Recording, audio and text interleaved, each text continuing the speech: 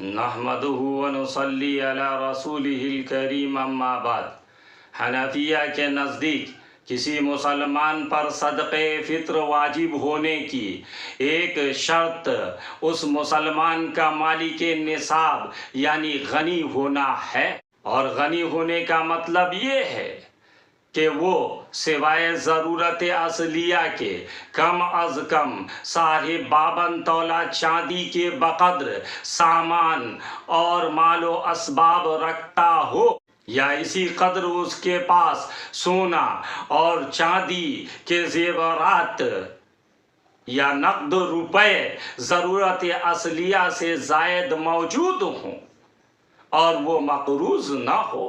حنفی مسلک میں صدقہ فطر عید الفطر کے دن طلوع فجر کے وقت واجب ہوتا ہے۔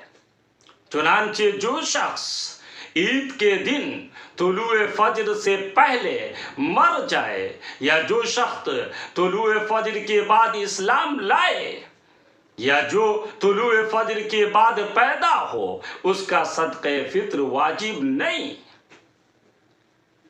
جس مسلمان پر صدقہ فطر واجب ہوتا ہے اس کو صرف اپنی ہی طرف سے صدقہ فطر ادا کرنا واجب نہیں ہے، بلکہ اپنی چھوٹی اولاد کی طرف سے بھی صدقہ فطر ادا کرنا واجب ہے۔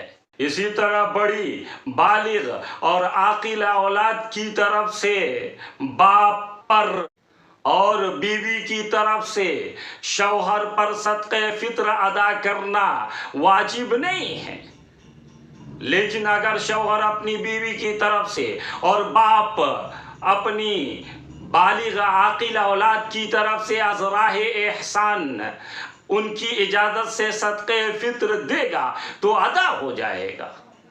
صدقہ فطر کا عید الفطر کی نماز سے پہلے ادا کرنا مستحب ہے اور جائز اس کے بعد بھی ادا کرنا ہے۔ وما علینا الا البلاغ۔